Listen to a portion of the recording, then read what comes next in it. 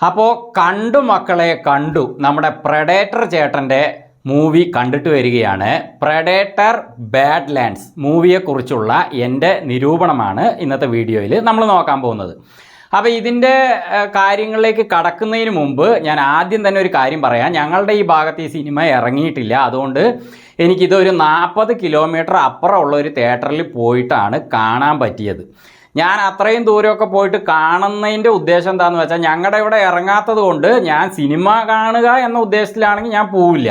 അപ്പോൾ ഈ ചാനലിൽ എല്ലാ മോഡൽ സിനിമകളുടെ റിവ്യൂ ചെയ്യണം എന്ന് ചിന്തിച്ചുകൊണ്ടാണ്, പ്രേക്ഷകരുടെ ആ ഒരു കാര്യം ചിന്തിച്ചുകൊണ്ടാണ് ഞാൻ ഇത്രയും ദൂരത്തിൽ ഉള്ള തിയേറ്ററിൽ പോയിട്ടൊക്കെ സിനിമ കാണുന്നത്. പിന്നെ മറ്റൊരു കാര്യം, ഈ വെള്ളി, വ്യാഴം, ശനി ദിവസങ്ങളിൽ, വ്യാഴവും വെള്ളിയും ഈ ദിവസങ്ങളിൽ 5ഉം 6ഉം സിനിമകളൊക്കെയാണ് തിയേറ്ററിൽ ഇറങ്ങുന്നത്. അപ്പം ഞാൻ ഒരു സിനിമ കണ്ടിട്ട് വന്നിട്ട് അതിൻ്റെ വീഡിയോ ചെയ്തിട്ട് അടുത്ത സിനിമ വീണ്ടും അപ്പം തന്നെ പോയി കണ്ടിട്ട് പിന്നെ അതിൻ്റെ വീഡിയോ ഒക്കെ ചെയ്തിട്ട് വീണ്ടും അടുത്ത സിനിമ രാത്രിക്കുള്ള ഷോയൊക്കെ പോയിട്ട് കണ്ടിട്ട് അങ്ങനെയൊക്കെ ചെയ്യേണ്ടി വരുന്നുണ്ട്. കാരണം എന്താണെന്ന് വെച്ചാൽ, പതുക്കെ കണ്ടിട്ട് ചെയ്താൽ മതിയെങ്കിൽ ഒരു കുഴപ്പമില്ല. കാരണം അപ്പം തന്നെ ഇത് ഇട്ടിട്ടില്ലെങ്കിൽ ഒരാഴ്ചക്കുള്ളിൽ ഈ സിനിമയുടെ കാര്യങ്ങൾ അപ്പോളേ സെർച്ചിങ് ഒക്കെ ചെയ്തിട്ട് എല്ലാവരും കാണുകയുള്ളൂ, പ്രേക്ഷകർ വീഡിയോകൾ, നമ്മൾ ഇടുന്ന വീഡിയോകൾ. അത് കഴിഞ്ഞാൽ പിന്നെ ഇത് കാണില്ല. ഇത് കുറേ ദിവസം കാണുന്നതാണെങ്കിൽ പതുക്കെ പോയി കണ്ടാൽ മതി, അപ്പോൾ കുഴപ്പമില്ല. പക്ഷേ ഇത് അടുപ്പിച്ചിട്ട് സിനിമ ഒരു ദിവസം തന്നെ 2ഉം 3ഉം കാണുന്നത് കൊണ്ട് എൻ്റെ കണ്ണിന് നല്ല പ്രശ്നമുണ്ട് പ്രിയപ്പെട്ടവരെ. കാരണം സ്ക്രീനിൽ മോഷൻസ് ഭയങ്കര സ്പീഡിലല്ലേ നടക്കുന്നത്. ഇപ്പം നമ്മൾ ഇങ്ങനെ നോക്കുമ്പോൾ കണ്ണിന് അത്രയ്ക്ക് പണിയില്ല, കാരണം മോഷൻസ് കുറവാണ്. നമ്മളെ ചുറ്റുമുള്ള കാര്യങ്ങൾ നോക്കുമ്പോൾ കൂടുതൽ കണ്ണിന് പണിയില്ല. പക്ഷേ സ്ക്രീനിൽ 24 മണിക്കൂറും സിനിമ കണ്ടു കഴിഞ്ഞാൽ കണ്ണിൻ്റെ അവസ്ഥ നിങ്ങൾ ആലോചിച്ച് നോക്കും. കാരണം ഭയങ്കര, ഇപ്പോൾ ഇത് ഹോളിവുഡ് മൂവിയാണ്, ഇതിലുള്ള ആ ആക്ഷനും കാര്യങ്ങളൊക്കെ എമ്മാതിരി മിന്നൽ വേഗത്തിൽ. അപ്പോൾ കണ്ണിന് നല്ല പണിയാണ്. അപ്പോൾ ഇത് കഴിഞ്ഞിട്ട് ഞാൻ അടുത്ത സിനിമയ്ക്ക് പോവുകയാണെങ്കിൽ അതും എൻ്റെ കണ്ണ് നോക്കണ്ടേ.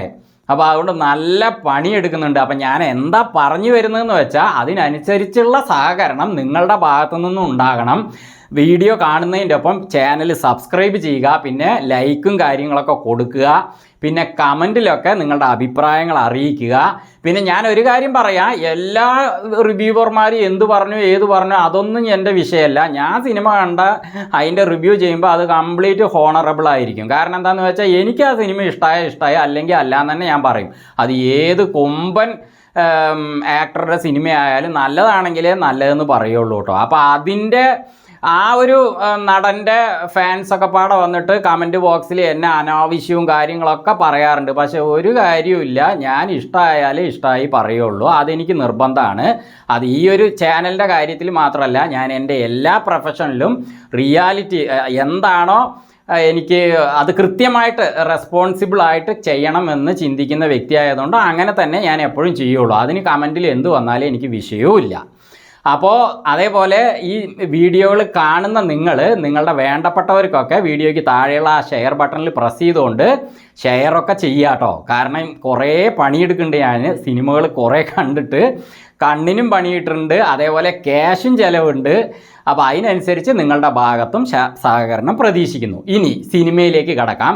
സിനിമയിൽ കടക്കുന്നതിന് മുമ്പ് ഒരു കാര്യം കൂടി പറയാം. ഈ സിനിമയുടെ കാര്യങ്ങളിലേക്ക് ഞാൻ കടക്കുന്നേ ഇല്ല, കാരണം അത് സസ്പെൻസായിട്ട് തന്നെ ഇരിക്കണം, കാരണം നിങ്ങൾക്ക് കാണാനുള്ളതാണ്. അപ്പോൾ അതിലേക്ക് കടക്കുന്നില്ല. അപ്പോൾ ഇതിൻ്റെ ഡയറക്ടറും റൈറ്ററും ഒക്കെ ഈ സിനിമയിൽ എന്തൊക്കെ കൊണ്ടുവന്നിട്ടുണ്ട്, അത് എങ്ങനെയായിരുന്നു, ഇത് ആരൊക്കെ കാണാം തുടങ്ങിയ കാര്യങ്ങളാണ് ഞാൻ ഇതിൽ പറയാൻ പോകുന്നത്. ഈ സിനിമ എങ്ങനെയായിരുന്നു ആ കാര്യങ്ങളാണ് ഞാൻ പറയാൻ പോകുന്നത്. ആദ്യം തന്നെ പ്രഡേറ്റർ എന്ന് പറഞ്ഞാൽ അതിൻ്റെ അർത്ഥം എന്താണ്? അതിൻ്റെ ഇംഗ്ലീഷിലുള്ള മീനിങ് എന്ന് പറയുന്നത് അദൃശ്യനാകുന്ന ആൾ അല്ലേ. അപ്പോൾ സാധാരണ പ്രഡേറ്റർ മൂവികളിൽ ഈ സാധനം വന്ന് നിൽക്കുമ്പോൾ, നമ്മുടെ പ്രഡേറ്റർ കാക്ക വന്ന് നിൽക്കുമ്പോൾ പുള്ളി അങ്ങോട്ട് തൻ്റെ എതിരാളികൾക്ക് മുന്നിൽ അദൃശ്യനായിട്ട് മാറുകയാണ് ചെയ്യുക. അദൃശ്യനായിട്ട് നിഷ്പ്രയാസം അവരെ തോൽപ്പിക്കും. വെട്ടി പൊളിച്ച് 2 തുണ്ട് 4 തുണ്ടാക്കി എറിയലാണ് പതിവ് പ്രഡേറ്റർ സിനിമകളിൽ.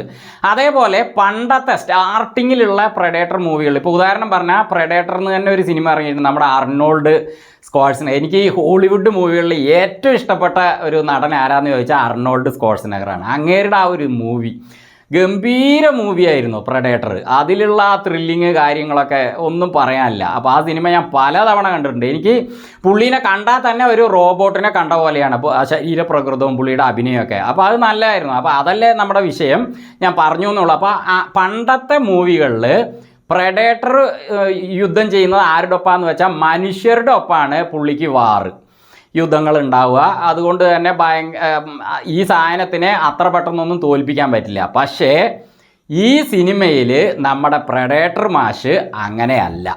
ഇതിൻ്റെ ഡയറക്ടറും റൈറ്ററുമായ ഡാൻ ട്രാക്ടൻബർഗ് പുള്ളി വളരെ തന്ത്രപൂർവ്വം ഈ പ്രഡേറ്റർ കാക്കേൻ്റെ അടുത്തുനിന്ന് ആ അദൃശ്യനാകാനുള്ള കഴിവിനെ പിടുങ്ങി വെച്ചിട്ടാണ് ഇതിൻ്റെ കഥ എഴുതി പുള്ളി ഡയറക്റ്റ് ചെയ്തിരിക്കുന്നത്. അതിനൊരു കാരണമുണ്ട്. ഈ സിനിമയിലെ സാധാരണ സിനിമയിൽ വില്ലനാണ് പ്രഡേറ്റർ, പക്ഷേ നമ്മുടെ ഈ പ്രഡേറ്റർ ബാഡ്ലാൻഡ്സിലെ ഹീറോ തന്നെ നമ്മുടെ പ്രഡേറ്റർ മാഷാണ്. അതാണ് ഒരു കാര്യം. അപ്പോൾ അതുകൊണ്ട് തന്നെ ഈ സിനിമയിൽ ഡയറക്ടറുടെ ആ ഒരു ഇമാജിനിൽ ഒരുപാട് സംഭവങ്ങൾ ഈ സിനിമയിൽ കൊണ്ടുവരുന്നുണ്ട്. അപ്പോൾ ആ സംഭവങ്ങളുടെ മുന്നിൽ നമ്മുടെ പ്രഡേറ്റർ നിന്നിട്ട് അദൃശ്യനായിട്ട് കാര്യങ്ങൾ ചെയ്താൽ എങ്ങനെയിരിക്കും? ഒരു സീരിയസ്നെസ് ഉണ്ടാവില്ലല്ലോ, കാരണം നിഷ്പ്രയാസം തോൽപ്പിക്കാം. അങ്ങനെ അല്ലാതെ പ്രഡേറ്ററിനെ ഈ സാധനങ്ങളുടെ മുമ്പിൽ അദൃശ്യനാകാനുള്ള കഴിവിനെ മാറ്റി വെച്ചിട്ട് നമ്മുടെ ഡയറക്ടർ അങ്ങോട്ട് ഇട്ട് കൊടുത്തിരിക്കുകയാണ്. പിന്നെ എങ്ങനെ ഉണ്ടായിരുന്നു എന്ന് ഞാൻ പറയാം. അപ്പോൾ അതേപോലെ ഈ സിനിമയിലെ ഹീറോ ആയി ചെയ്തിരിക്കുന്ന ഈ പ്രഡേറ്റർ മാഷിൻ്റെ കഥാപാത്രത്തിൻ്റെ പേര് ഡെക്കാണ്. ഡെക്കായിട്ട് ഈ സിനിമയിൽ അഭിനയിച്ചിരിക്കുന്നത് ഡിമിട്രിയസ് കസ്റ്ററാണ്. അതേപോലെ ഇതിൽ ഹീറോയിനായിട്ട് അഭിനയിച്ചിരിക്കുന്നത് എല്ലെ ഫണിങ് ആണ്. അവരുടെ കഥാപാത്രത്തിൻ്റെ പേര് തിയ. അപ്പോൾ തിയ പ്ലസ് ഡെക്ക്. ഇനി എങ്ങനെയായിരുന്നു സിനിമ എന്നുള്ളതാണ്. അപ്പോൾ ഇതിൻ്റെ സ്ക്രീൻ പ്ലേയും അതേപോലെ റൈറ്റിങ്ങിലും സഹായിച്ച വേറൊരാൾ കൂടിയുണ്ട് കേട്ടോ. അയാളുടെ പേര് പാട്രിക് ഐസനാണ്. അപ്പോൾ അതേപോലെ ഇതിൻ്റെ സിനിമാറ്റോഗ്രാഫി, ഹോളിവുഡ് മൂവികൾക്ക് സിനിമാറ്റോഗ്രാഫിക്ക് നല്ല പ്രാധാന്യമാണല്ലോ. അപ്പോൾ അത് ചെയ്തിരിക്കുന്നത് ജെഫ് കട്ടറാണ്. കിഡിലൻ സിനിമാറ്റോഗ്രാഫിയാണ്. അതുമാത്രം ഞാൻ ഇപ്പോൾ പറയാം. ഇനി ഈ സിനിമ എങ്ങനെയായിരുന്നു എന്ന് പറയാം. ഈ സിനിമയുടെ ഒരു ഒന്നാമത്തെ പ്രത്യേകത എന്ന് പറയുന്നത് ഇന്ത്യക്കാർക്ക് വേണ്ടിയിട്ട് എഴുതിയ കഥ പോലെയാണ് എനിക്ക് ഈ സിനിമ കണ്ടപ്പോൾ തോന്നിയത്. കാരണം എന്താണെന്ന് വെച്ചാൽ ഈ സിനിമയ്ക്ക് ഒരു കിഡിലൻ സ്റ്റോറി ഉണ്ട്. സാധാരണ സ്റ്റോറിയൊന്നും വരില്ലല്ലോ. പ്രഡേറ്റർ വരുന്നു, കുറേ പേരെ കൊല്ലണു, ചാവണു, അങ്ങനെയാണ്. ഇതിൽ നല്ലൊരു സ്റ്റോറി എഴുതിയിട്ടുണ്ട്. ആ സ്റ്റോറിയിൽ നല്ല സെൻറ്റിമെൻറ്റ്സ് ഉണ്ട്, നല്ല സ്നേഹമുണ്ട്, ഒരു കിഡിലൻ റിവേഞ്ച് ഉണ്ട്. ഇതൊരു റിവേഞ്ച് മൂവിയാട്ടോ.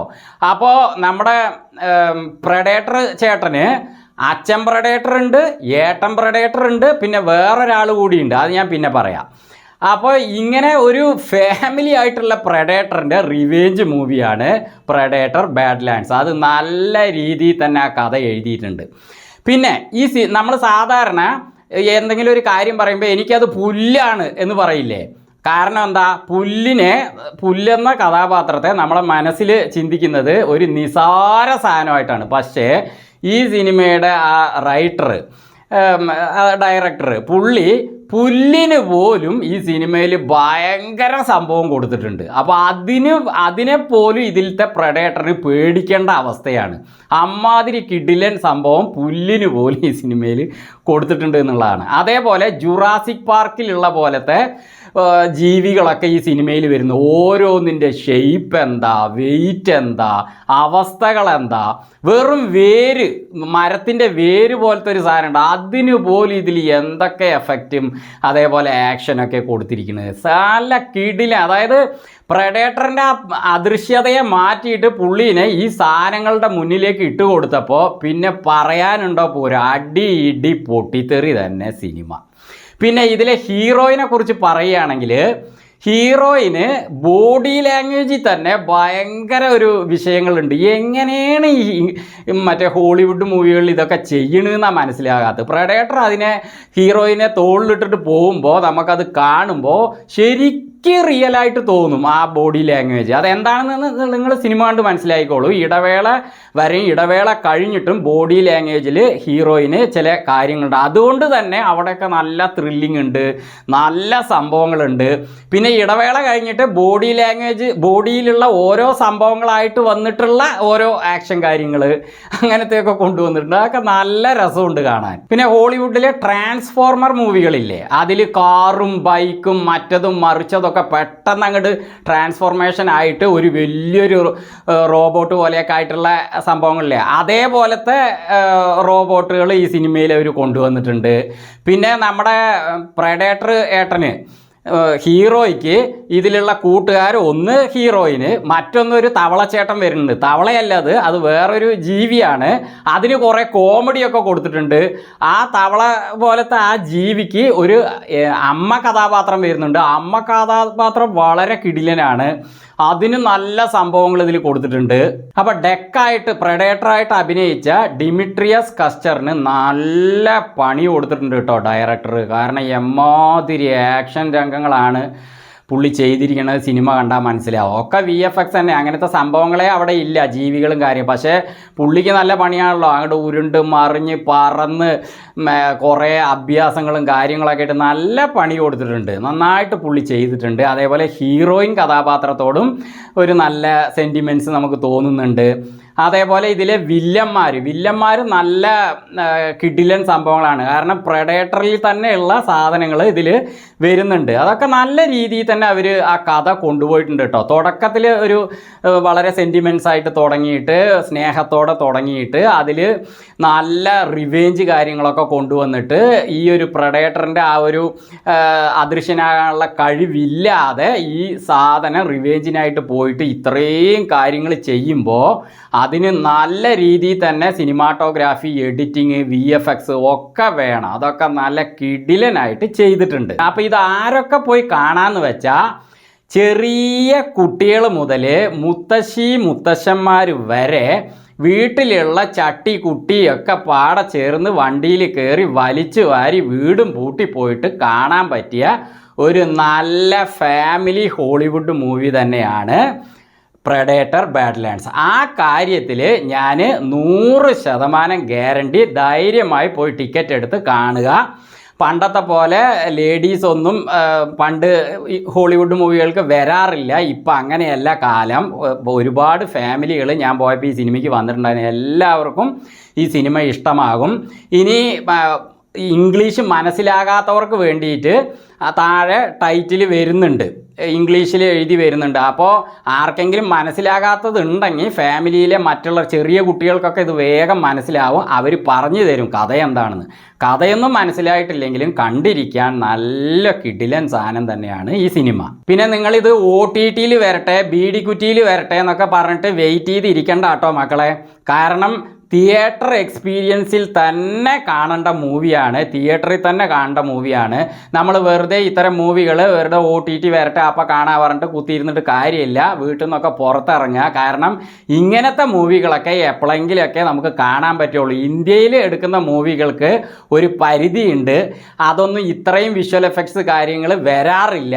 അതിന് മാക്സിമം നമ്മൾ ശ്രമിക്കുന്നുണ്ട്. പക്ഷേ ഇന്ത്യയിലെ ഫിലിം ഇൻഡസ്ട്രി അതുവരെ എത്തിയിട്ടില്ല. കാരണം ഒരുപാട് മൂവികൾ ഭയങ്കര കോടികൾ മുടക്കി എടുത്തു എന്നൊക്കെ. ഇപ്പോൾ ആദിപുരുഷൊക്കെ ഇറങ്ങിയിട്ട് എന്തുമാതിരി അതിന് നെഗറ്റീവ് സംഭവങ്ങളാണ് കേട്ടിട്ടുള്ളതെന്ന് അറിയാമല്ലോ. അതുപോലെയൊന്നല്ല ഹോളിവുഡ് മൂവികൾ എടുക്കേണ്ടവരെടുത്ത് അത് കിടിലൻ തന്നെ ആയിരിക്കും. പോയിട്ട് ധൈര്യമായിട്ട് ടിക്കറ്റ് എടുക്കുക. വീണ്ടും മറ്റൊരു സിനിമയുടെ റിവ്യൂവുമായി വരുന്നത് വരെ ഫ്ലേമിംഗ് തിങ്സിൽ നിന്ന് ബൈ.